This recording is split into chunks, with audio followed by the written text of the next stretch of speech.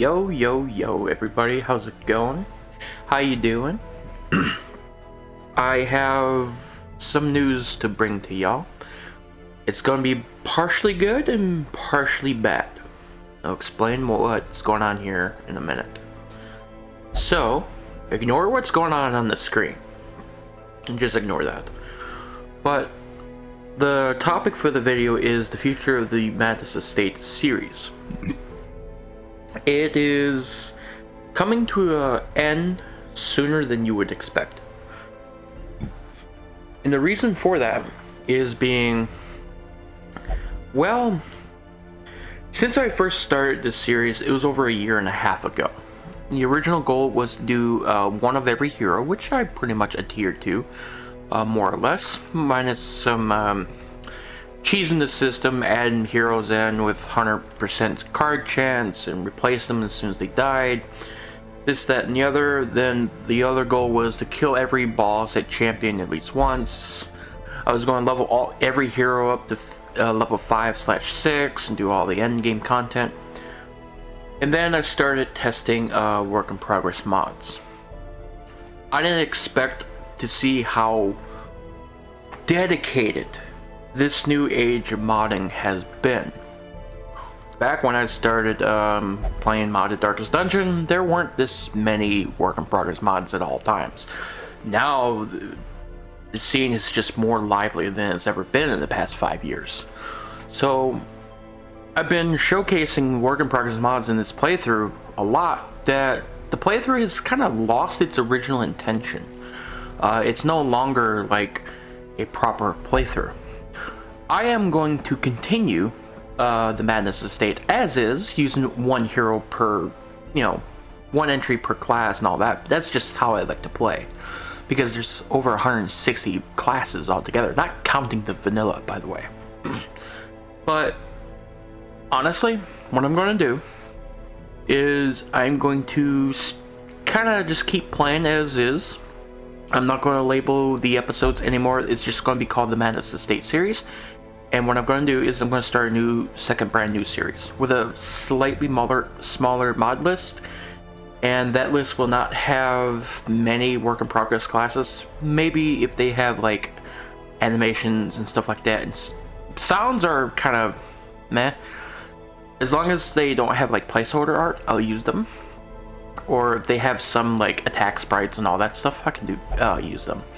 But a second series is going to be starting on Bloodmoon with 60% max HP to all enemies. It's going to be starting with Wellington's enemy reworks. It's going to be starting with Cho's boss reworks. I only added Cho's boss reworks on Veteran, not Apprentice. We're going to be using all the enemy mods available. We're going to be using, that's going to be the proper playthrough. I don't know what I'm going to call it yet, but it's going to be Bloodmoon with 60% health increased. This playthrough, barring a couple interaction with specific mods such as Swine Scavenger, Dwimmer Lake, getting my ass kicked by the circus, and a few other examples. The Farmstead Plus can be a bit of pain in the ass too. Honestly, the playthrough is mostly too easy. The power scope of some classes, some, not all. Vigilante is one, Ripperkin is one, Marauder is another. Some of the really high power classes, even though I only have one of them, it is very apparent that their power is very up there.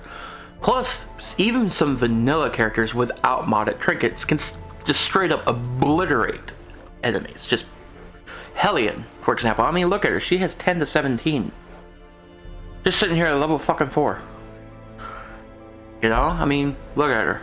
A bleed out Hellion can burst damage a lot of the fucking enemies, even modded enemies. You take a group of modded or vanilla bros through fucking Summer Dolls, they're just going to clean house, because Summer Dolls is meant to kind of punish you for doing weird kooky shit. You just take a team of vanilla lads and they just fucking steamroll it. So yeah, we're going to do a Bloodmoon run without the fucking time limit because that's balls and I don't like doing that stuff. But Bloodmoon was 60% more HP.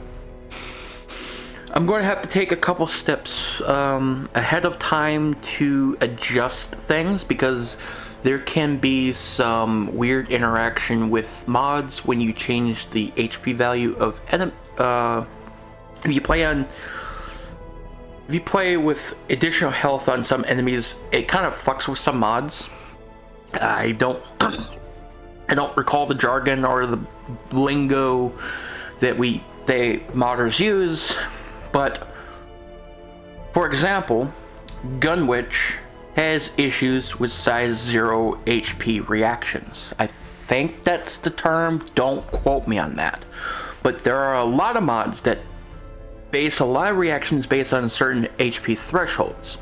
And when you fuck with that HP value in some way or bloat it through what Bloodmoon does, it starts making things a little wonky or outright break. So I'm going to have to take a lot of extra steps to ensure shit don't break on the second estate. Basically, I've been wanting to do this second estate for a while, and I want to do it sooner than later. I don't know when the fuck this estate's going to end. So the Madness estate is going to keep going as is. It's just going to keep going until the end of time, until the save death fucking of the universe. That's how Madness estate is going to be. I'm still going to have that tag down below. We're still going to play it like I've been. Call it a soft ending for the Madness estate, right? I also want to put out more content for Black Reliquary, and I also want to focus more on testing work in progress mods. So the Madness estate is becoming my pseudo testing ground basically, and the proper playthrough will have less work in progress stuff other than like stuff I feel like is close to release or close to like a state where I can go, yeah, let's do this. I'm also going to be very selective of what classes I put into the Bloodmoon estate. Who am I kidding? I'm probably going to just put the same fucking lads from this estate over there, minus like 1 or 2.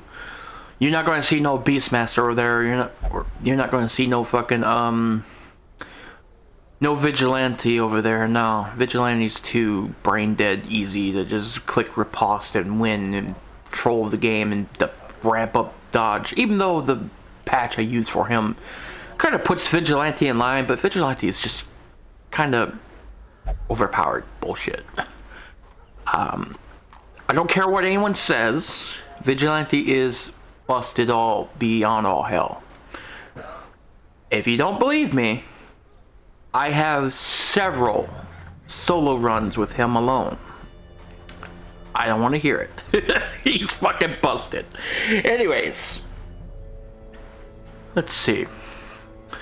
But yeah, that's all I wanted to say. There's no run for this episode. I just threw this up. I'm going to be using a new UI mod, as you can see here, for the Bloodmoon estate. I'm not going to use this for the Madness estate. People are going to be looking at this like, what the fuck is this? And you're probably already palking out of your mind like, what the fuck? Anyways, ladies and gentlemen, love you all for this little quick update. I just want to throw that out there. There's going to be more Madness estate episodes as usual, but I'm not going to number them anymore. They're not going to be numbered. I will have the little tag if the playthrough is on veteran or champion. I will keep that at the end of the videos, but that's about it. Who am I kidding? I'll number them just mostly for the sake of the playlist that's been going on for a year and a half. I'm not going to include this video in the playlist though. I'm not going to reference in any Madness estate episode. I'm not going to reference the end of the video or the series. I'm just going to play it as normal, because I know some psychopaths actually watch every single episode from start to finish, all 260 parts. You guys are mad lads, and I love you for it. I don't know why, but I guess modded Darkest Dungeon players like watching modded Darkest Dungeon content. That's why I started doing videos in the first place. I wanted to make content that I would watch. Modded Darkest Dungeon content. That's literally the reason why I just started doing videos. That's it. No other agenda. I just want to put content out there that I would watch. I don't have anything else to say. Take care, and I'll see you guys in the next video. Bye-bye. Also, Breaking Wolf came in the next episode. Spoilers! Bye-bye.